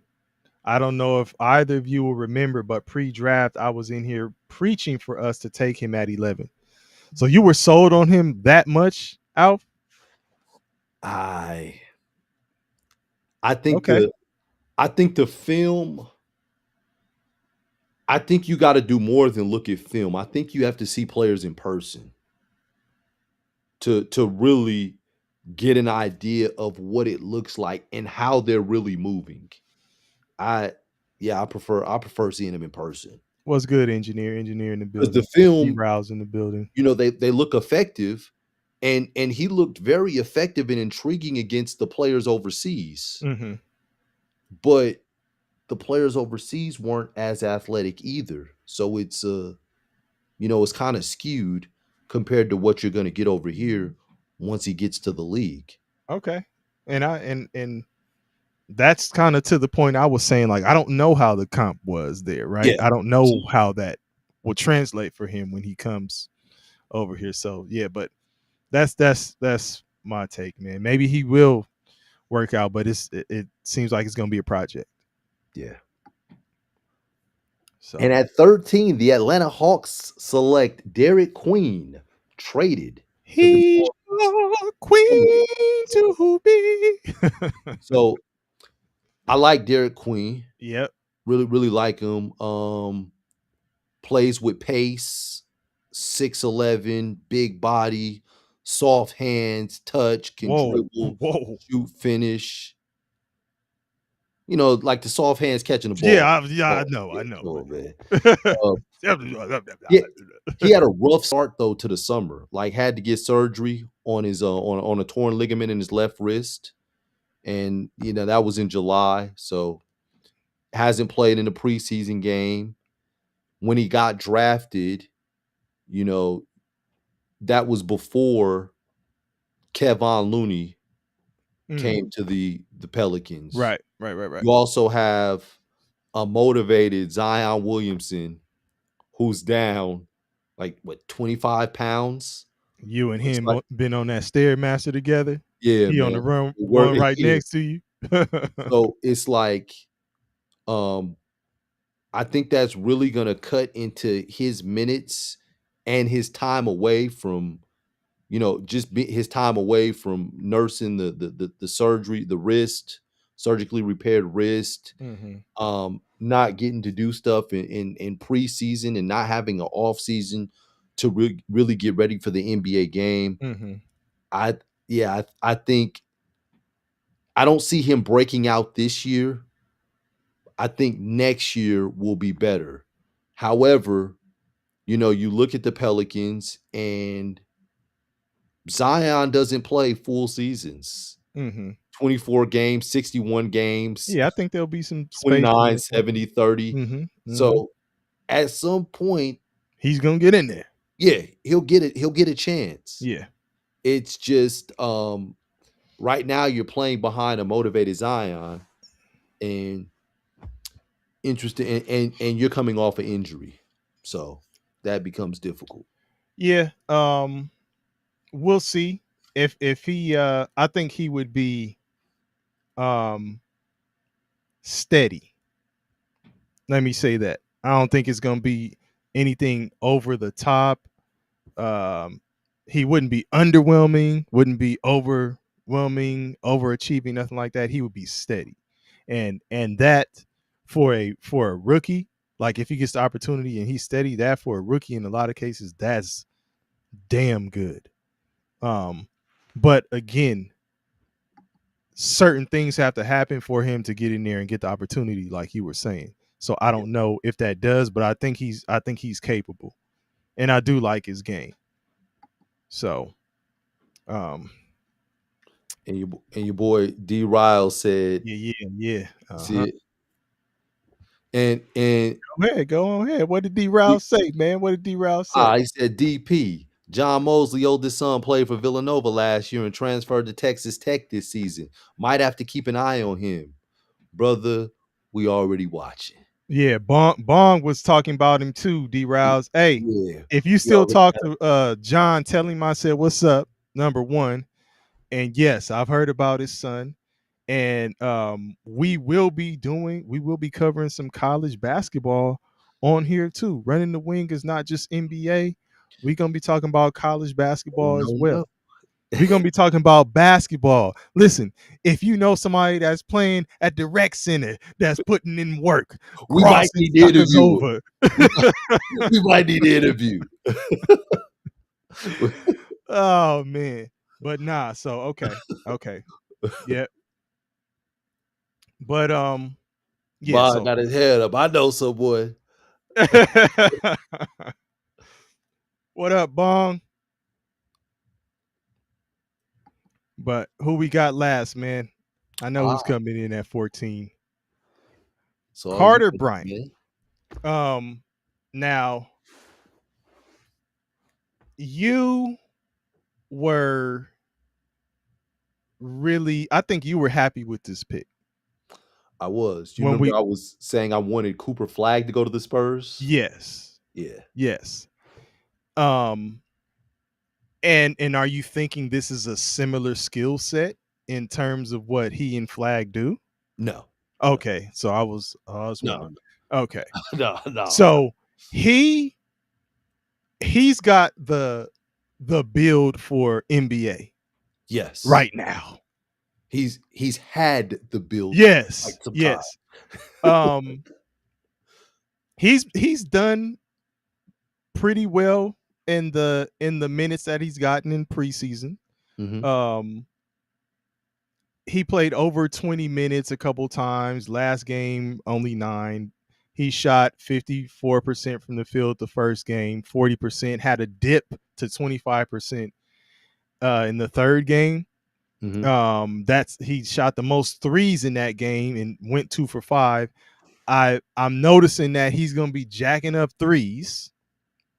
He's got to space the floor. He's got to Yeah, yeah, he's got to space the floor. yeah. So he's gonna be jacking up threes. So he's gonna have to get some consistency there. I think there is a real need for him in San Antonio. I think he's a good fit. Definitely a better fit than Dylan Harper, given the way the roster is built right now, right? Um, but when you mention spacing the floor with Brian, I'm just wondering, like, so where does that put Victor Wembanyama? Not to be confused with Wembanyama, as KP calls him, but where does that put him? Because he kind of operates in the center of the court. Then he'll drop down and post, kind of like a dive down to the box, score, go to the top of the key, create from there, shoot. So is it a situation where Bryant would have to play when Wembanyama's taking a break, or can they play together? Like, They can play together in okay, spurts. Um, I too agree with you. They're going to have to find minutes for this guy. yeah, He's going to make a living first as a perimeter defender, being pesky, getting deflections, running the lane, and he can move. Big, running the wing, yeah, running the wing, get it right. running running the wing, finishing. I think he starts out. I think he turns into a Richard Jefferson. Really, I think he turns into really. Richard Jefferson type of guy. Like where he came like because Richard Jefferson got to the league athletic Mm-hmm. and like it was like he can't shoot, he can't do this. All he can do is finish. Play with a dynamic point guard and Jason Kidd. Mm-hmm.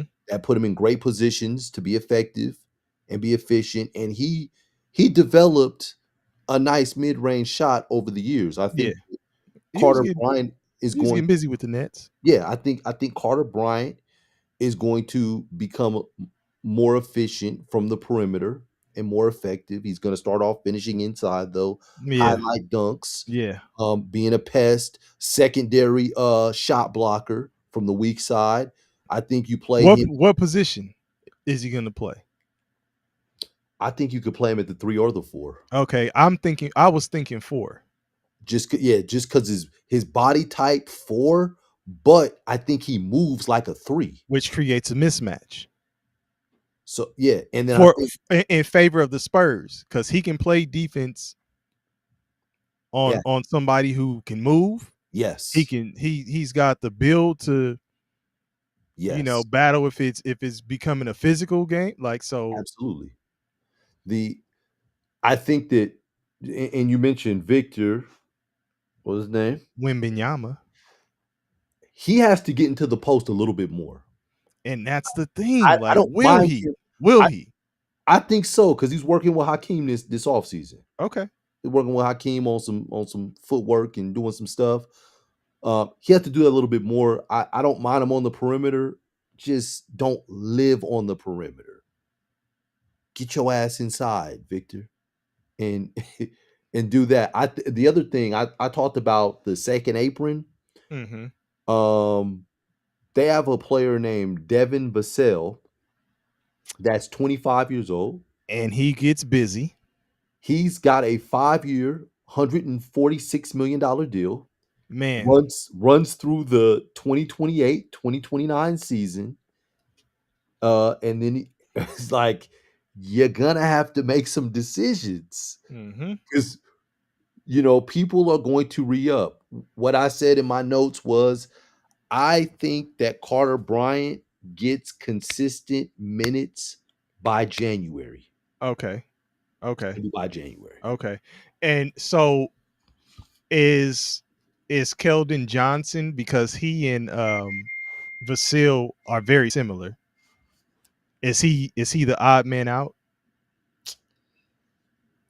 His contract is is team friendly. And it's favorable. I was gonna say, Yes. So I think that keeps him in. and Vassell is the one who's gonna be the odd man Yeah. out. Okay. Like Soshan, I think I'm Is saying his name right. is it Sohan or Oh Sochan? yeah, it's Sohan. Yeah. Okay. Sohan's got a team friendly contract as well. And those three kind of Exactly. do you. I'm not gonna call them Sohan completely doesn't he's not interchangeable, but they do a offensively lot as of the good as same them. things. Yeah, Sohan's not offensively as talented as the other two, Yeah. Yeah. but a pest on the defensive side and Uh, user friendly contract. let's see. Alf says Carter Bryant was the player I had in front of Asanye for Port. Yeah, I mean, listen, I just said that, and that was my point. Alf, at least one of them was like, I think Queen and Bryant were better options. Yeah. So, I mean, what do I know though? What do I know? Um, And anything then else on Carter Bryant, man? nah, D Ryle said something too. He says, I'm flying out to go see him for business and catch a game while I'm out there. We should try and see if we can all make it work. Mosley got us on the tickets to the game. Man, shit. When are you going out there? Man, you going to Lubbock? Ooh.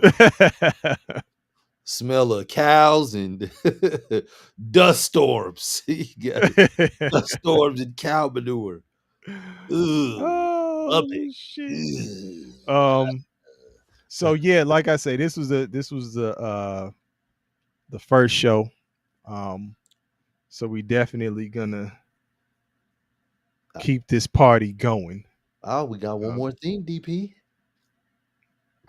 oh, with Alf. Oh, no, no, no. Who Oh, is your NBA rookie dark horse outside of the lottery. My rookie dark horse outside of the lottery. Yeah, outside of the lottery. Um, They don't have to be a rookie of the year, just someone that is going to make a splash. Pause. I would say, hmm. Give me a second. Do you have yours already? Yes, I do. I am going with Kasparis Yakachonis with the Miami Heat, drafted at number 20. He's coming from Illinois. Hasn't been shooting the ball well from three. Turns the ball over. But here's the thing. We always throw this thing out called heat culture. Mm-hmm. What the hell is heat culture? Nobody knows. We just know what heat culture isn't. So I'm going to take a stab at it. I think heat culture is someone that they draft and that they put their imprint on early Mm. that buys into the way that they do things in Miami because they don't know any other way. Okay. So you look, the starting point guard right now is Tyler Hero, drafted by the Heat. Had the foot surgery. He's out for some time. Mm-hmm. Right now, you have Davion Mitchell, who's assuming the point guard role. Davion Mitchell shoots the ball better than Yakachonis, and his assist to turnover ratio is better than Yakachonis. Shoots the three, shoots from the field, all of that better. However, in his fifth year, this is his third team. Okay. That doesn't look very heat culture like, Mm. right? Then you have you just got Norman Powell. I think they're gonna ride with Norman Powell for a little while, but you also have Terry They Rozier. better. They just got him. Yeah, you also have Terry Rozier, who Terry Rozier was traded there from Charlotte, Uh, and they're trying to get rid of Terry Rozier. okay, I was about to say. Yeah, I'm like, where you yeah, going yeah. with No, this? no, they're trying to get rid of Terry Rozier, given the cloud that is surrounding him. I'm not going to go into details, but it's a cloud surrounding him. So they Which want to. he's a hooper though. Like he He is. he got game. They want to distance himself from that, and Yeah. because of that, you draft this player in the first round. You're gonna try to make it work, and he's gonna get the opportunity early and often. Okay. Yaki Jonas. Okay. So I have mine Okay. and I've spoken to you about some of what you just said throughout this show. Opportunity. Mm-hmm. You've been saying he's gonna get it early and often. Pause. Yes. The key to a lot of the success or lack thereof is gonna be space and opportunity. Oh, shooting. Cam Jones, who was drafted by the Spurs, then traded to who? The Pacers. Indiana. Who's out for the Pacers? Halliburton. Halliburton is out. Cam Jones is like a combo guard type player. Got some athleticism, can do a lot of different things. I could see him if Halliburton was still there, even being in the mix as, let's say, like a six man, maybe seventh man, something like that, given the way they play, the way that Indiana plays. I could easily see him getting in the mix. Just make sure you keep your intensity up on defense, get out there, use your athleticism, and then let the rest, just kind of take over, right? Plays hard. Came up under Shaka Yeah, Smart, so he plays hard with intensity. plays hard. So it's actually a really good fit. And he's going to have the opportunity because they need perimeter play. Your guy's down for the entire season. Let's just say he ain't playing next year. Yeah. So this could be an opportunity for Jones to step in there, get some experience, play, see what he's got, build some rapport with the guys, get some confidence. And then when Halliburton comes back, now you got another one. Imagine that. If Halliburton comes back, what do I always say after a catastrophic injury like that? I don't think he's going to be popping right off the top. Pause. It's going to take him like 2 years. 2 years to learn his new body. Learn, okay, I can cut this way. All right, now I make this move like this, or I dribble this way, and I push my weight on my leg like this because now I have the confidence to do it. He's going to be real. I'm not going to say shaky, but hesitant Yeah. until he eventually just says, "All right, I'm a full go." So while he's figuring that out, they'll have to also figure out how to mesh well together. But I think Cam Jones will have an opportunity to play this year, and then to find himself as a key player in the mix with Indiana. He's just that type of.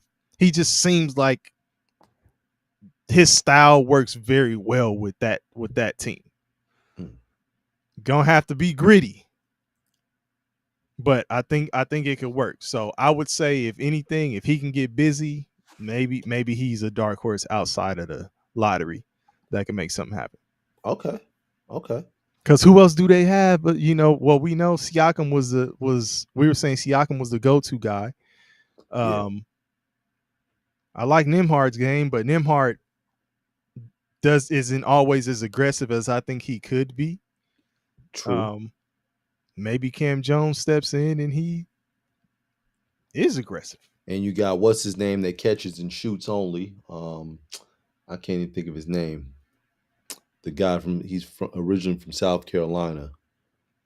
You know, the South gritty, Carolina, South the, Carolina. the, the guard, the defender, Neesmith. Oh, Neesmith, Neesmith. Neesmith. Yeah, Aaron Neesmith. Neesmith, the catch and Yeah, shoot guy. yeah, yeah. But I'm saying, look at Yeah, that. Look at yeah. look So at the maker. Like, they don't necessarily have a creator. It turned right. into what's my man's name? The backup point guard. Hey, Alf. Let me say this. No, no, no. I like Caleb Love's game. KP, you know this. I know. I like Caleb Love. He said Caleb Love may actually make some noise in Portland with Dame not playing this year.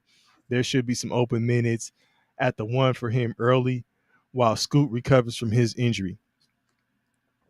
Um, yeah, I'm not sure what they really doing with Scoot. Like, if they're gonna keep him long term, I don't know. Alpha, you may know more than I do because I know that's your squad and you follow him more. Is Scoot the long term solution at PG for them? We know I don't think it's Dame. Again, torn Achilles. I think he'll come back and be effective once he figures it out. Same thing with him, figures out his body. A little different, but he'll find a way. He's a great player. I think it's just going to be the farewell with Dame in It, Portland. it it could be. It could be. But it depends on I think it depends on how his body feels and all that type of stuff. Like, if he comes back and he's feeling cool, okay. Yeah. But yeah, he definitely I think he's gonna retire a Blazer. Yeah, But Caleb Love, I like his game. I like Caleb Love's game. I think he is he's got some combo guard uh ways. I would say maybe more of a scorer than a facilitator. I know you're saying put him at the one, Alf. I mm, think he's a better scorer yeah. than like setting up an offense. But I mean, let's really examine the NBA, right? Like, are there how many true, real, pure point guards are there? It's combo guard out the gate. Yeah. So, but yeah, I'm not mad at that, Alf. I'm not mad at it. I don't think Caleb Love shoots it well enough. I think he's a volume shooter, and going into the league as a rookie, you don't necessarily get that kind of opportunity. like if you ain't hitting shots, you ain't jacking up shots. It's your role is going to turn into something else, and if you don't buy into that right away, your opportunities are going to diminish. And with him not being drafted, it he just doesn't have very much room for that. He'll probably Is be he in. on a two-way?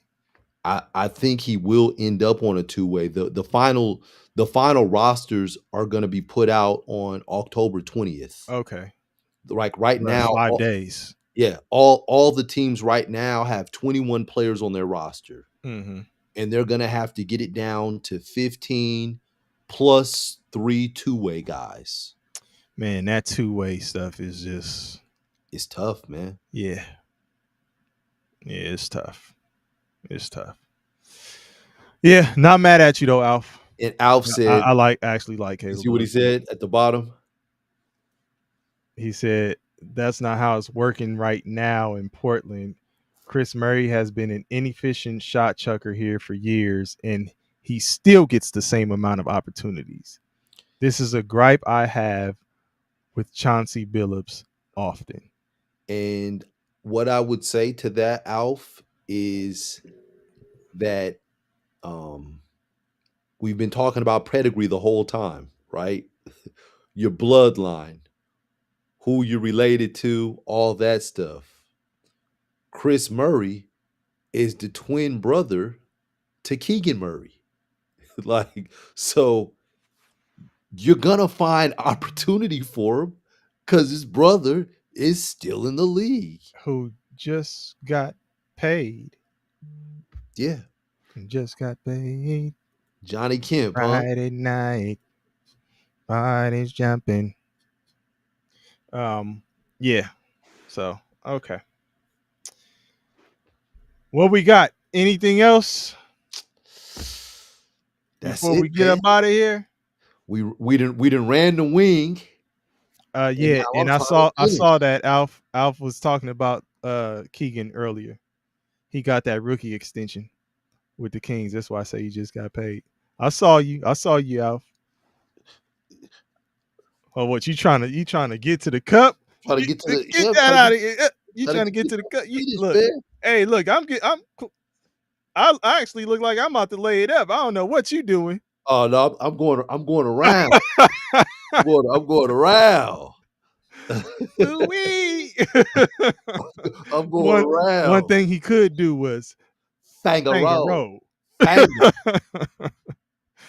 Oh man. Oh, and it wouldn't be right, Dame. Wouldn't be right, D Roz, if we didn't say Lakers in 5.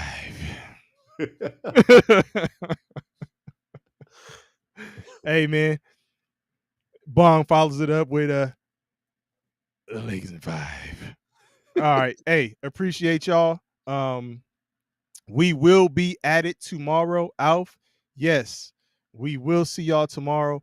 Bong will be in the building. We'll be Oh my back the talking pig's about in. some NBA some NFL action. So hopefully we will see all of y'all up in there again. Okay. But Absolutely. appreciate y'all, man. Man, we trying And to get this shows will going. not be this long. Yeah, no. Yeah, this is we we Yeah, gonna get to. But hey, man, they was rocking with us this whole time, man. So absolutely. yeah, Absolutely. yeah, we gonna condense it, get a little better at chopping this down. But we working, man. We working. Um look, Alf, I'm gonna save that football Peace, talk. Dame Riley. I'm gonna say that football talk, but I probably ain't trading. I do need some help though. But we'll we'll we'll see. We'll talk tomorrow. Oh, Al said he wished every show was 2 hours. All right. Hey, look, appreciate y'all, man. KP, are we getting the balloons on this joint too, man? Man, you want the balloons, man? I'm just saying, I Well, don't see if I know. can come with Maybe something else, man. Let me see if there's something else. you Can can I? put 3 fingers. Gentlemen, do I have one number right? Wham! All right, man. I'm trying to. Hey, run in the wing, y'all. We out. Peace.